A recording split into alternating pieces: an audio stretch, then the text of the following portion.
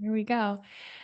Yeah, so I hope everyone's well. I feel really great that the sun is out longer and the days are longer now, and there's like a sweetness in my backyard that all the trees are blooming and the river is right there. And so sometimes when I walk out in the back, it's like the air is so perfumed, it'll almost knock you over, and it's just quite extraordinary. And I hope that you all um, have an opportunity to take a moment to really appreciate. There's something about this little, like the transitions between seasons that is so profound and special. We sort of just like fly into different things. And I think about like even the transitions from, home to work. We're absent a lot of the times, but getting present in those transitions helps us develop a reverence for each moment and each day and life in general. This morning, I I want to chat about something that's been kind of present for me. I actually feel more grounded, more peaceful, and more clear than I have in a really long time. And one might think that being that my marriage ended suddenly and kind of shockingly just a few months ago, that I would be in turmoil and all of that. But it's actually the opposite. Yes, I had that. And now I feel very just grounded. And I was really reflecting on what that is, like why that is. And I've been letting go, opening up, softening, embracing faith in a greater plan that I could never have imagined. Because when I look back, I see that every time my life came apart, it came together in a better way. And I realized that in many ways, although my marriage was really sweet and pleasant, and we laughed a lot and we got along, it was also to some degree a cloud that obscured the light of truth. It obscured the light within me. And so this morning, I want to anchor us in hope, not the kind that denies life's hardships, but the kind that endures them with grace, knowing that each hardship is leading us closer to the light that's within us. And the kind of light that the yogic teachings speak of as our essential nature, which is Sat Chit Ananda. Sat means truth, Chit means consciousness, and Ananda means bliss. So truth, consciousness, and bliss. Beneath any pain that we experience, beyond doubt, beyond all the stories we tell, there is always light because the light is within you. So in yoga, Jyoti is the inner flame, and it's both a symbol and a truth. So there's a light within each of us that is eternal, and it can't be dimmed by our circumstance. That is the Atman in yoga, the spark of divine consciousness that's untouched by grief, fear, or uncertainty. And you've heard me say before, there's no time when your soul is ever harmed. This is what we're talking about. Circumstances can happen and we can have emotions and all of that. But there's this steady, still point within us that's like the soul point, the Atman, that is never harmed. That's the light within you. So just like clouds might cover the sun, the storms of life might obscure that light, but the sun is never gone. The clouds pass and the light remains.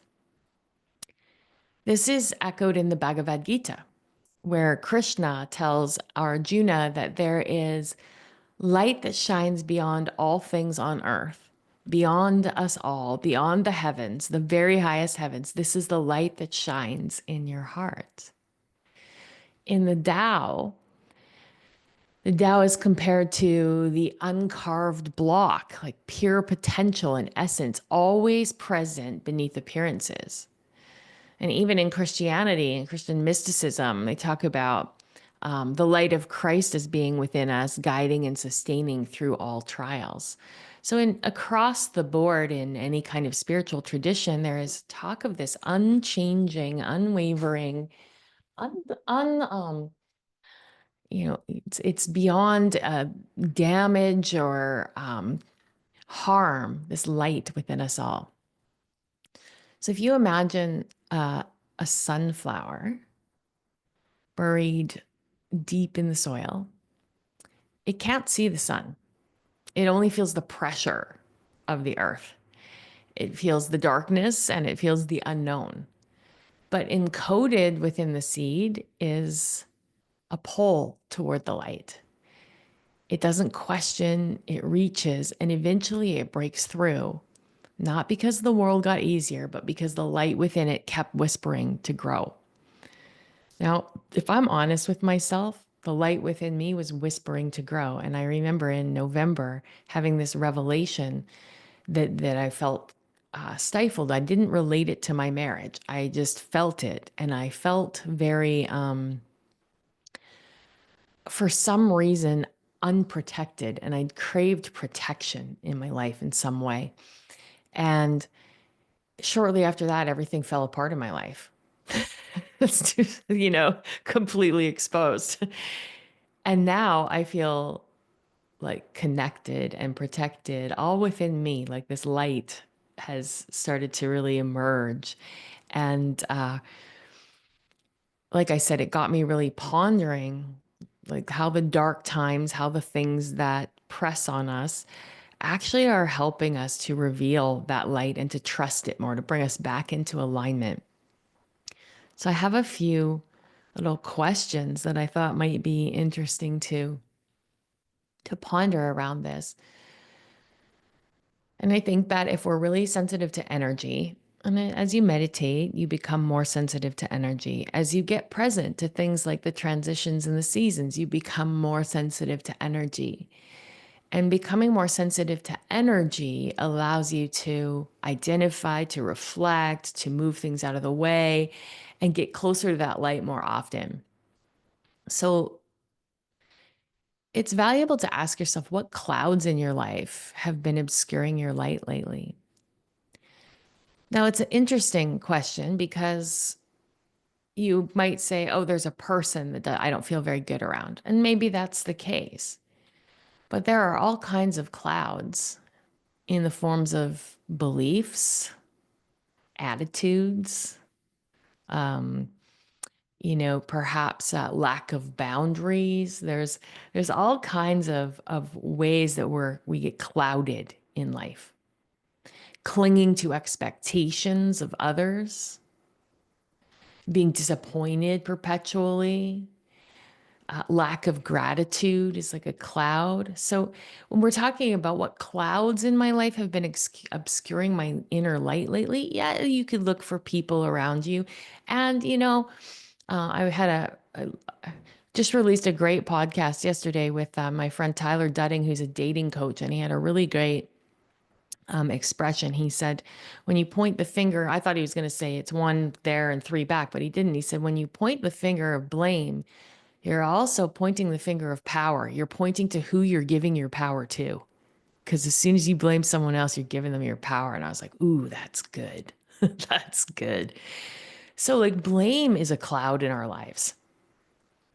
So when you're looking at what are the clouds in my life that have been obscuring my light, look for where you're blaming, look for where you're abdicating responsibility. The second question that I really think is interesting to ponder because this was studied in by Maxwell Maltz. It's a very famous book called Psycho-Cybernetics about the power of recalling past successes. It's one of our greatest superpowers to recall past successes. And so I invite you to look at what's a time that you remember that you thought you were lost or off the path, but you eventually found your way. And what helped you? What helped you get back to yourself? Sometimes it's just like, oh, I was with some friends and laughing really hard and I forgot all about that thing. Oh, yeah, I need to be surrounded by joy. But when we can recall past successes, there's breadcrumbs there for us so that we can get out of these things. And I think that's why I've been able to come out of this sort of despair very quickly because I sat and looked back at all the times that I'd come apart and then come out of it. And I looked at what did I do? What did I need? And I just replicated that. Now, the third question is what might become possible if I trusted that light is always within me, even if I can't see it? Think about that. Well, what would you do differently if you just trusted that that light was always within you? Would you stop looking out here for the source of your discomfort? Would you stop trying to change other people, which might make your life better, FYI? Would you stop maybe complaining about circumstances around you? Like those things might be obscuring your light. Just saying. I don't know. And then what small step could you take today toward a new possibility? Like where are you being called to rise and what's a step you could take towards a new possibility? Because I think the light within us is always moving us towards a new possibility to be more expanded, more open, more connected, all of it. So I always think it's a beautiful thing to, this spiritual path, it's not one of learning, it's one of remembering. It's a remembering. And at its at its essence, the remembering of who we are, our connection to each other, to all things, to consciousness, remembering that all the stuff we make up in our head is just made up in our head. It's not reality. Remembering that we are divine beings. So let's do a little meditation to embody this practice of remembering this morning. The light within you. Close your eyes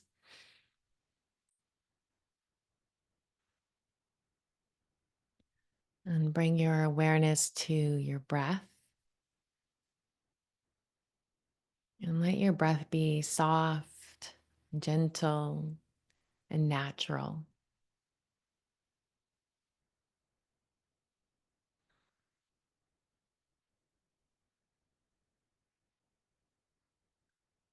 Just watch the breath move into and out of your nostrils.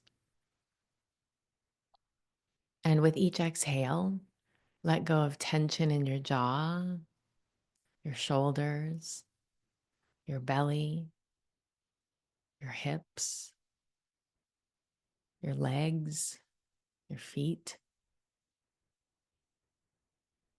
Just think of your whole body softening like wax in the warm sun.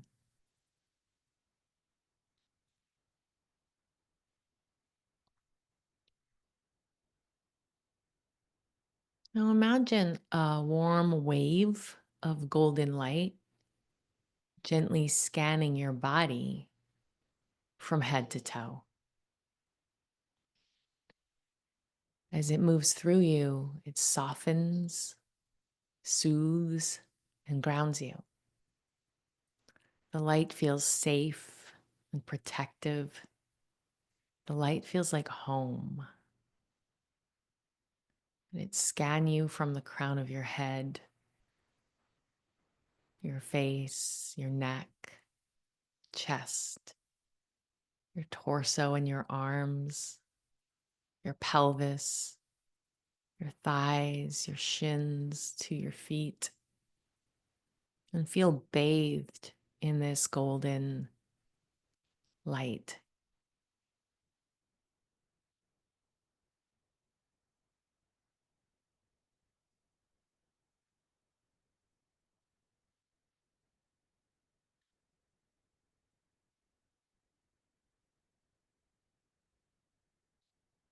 Now, imagine you're in a wide open field just before dawn when the sky is purpley, the air is cool, and the earth is so quiet. And feel the stillness of the night.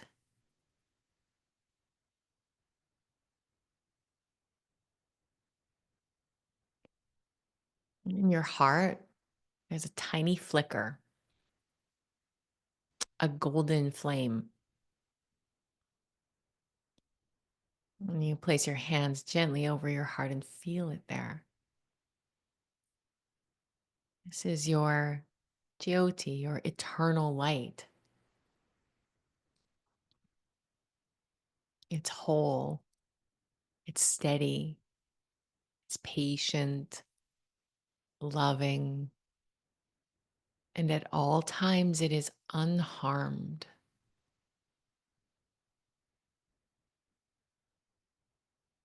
Just really tune into that space within you.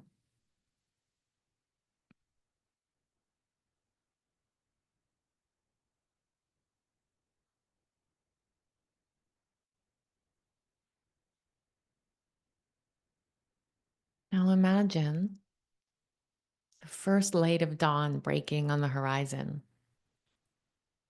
And the sky turns gold and rose, and those hues just stretch across the sky.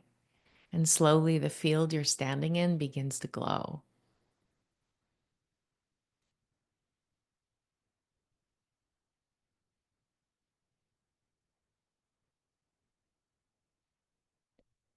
You feel warmth on your face, a soft breeze, and that tiny flame within you begins to grow brighter.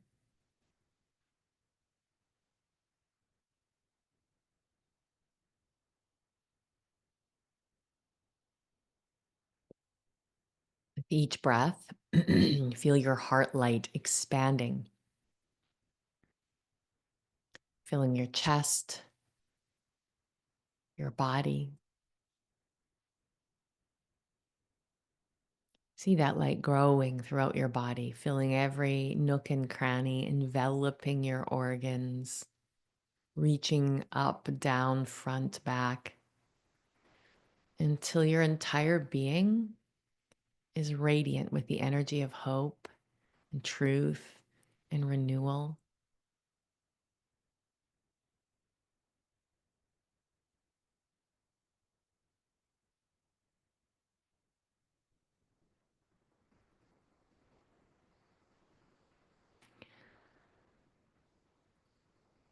And in your mind, whisper softly to yourself, even in the dark, my light remains. Even in the dark, my light remains. Even in the dark, my light remains. I am guided. I am growing. I am not alone. I am guided. I am growing. I am not alone. I'm guided. I'm growing, and I am not alone. Rest in that light. Breathe into it. And as you nurture the light, notice it nourishing you.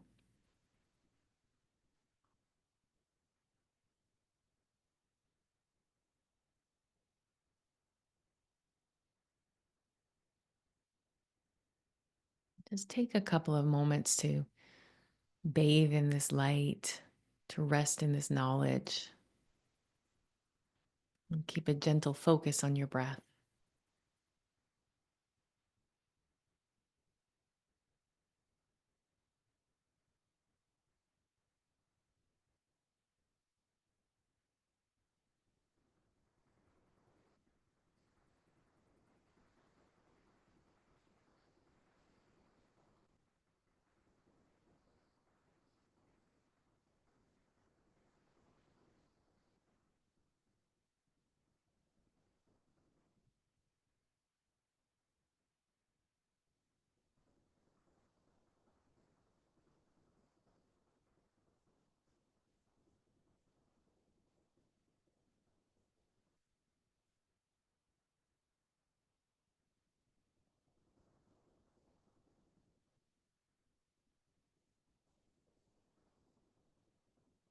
Now gently return your awareness to your physical body, your toes, your fingers, the rims of your nostrils.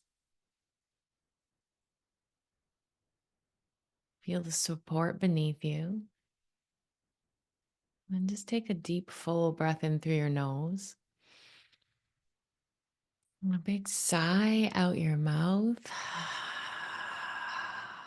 Let your eyes flutter open.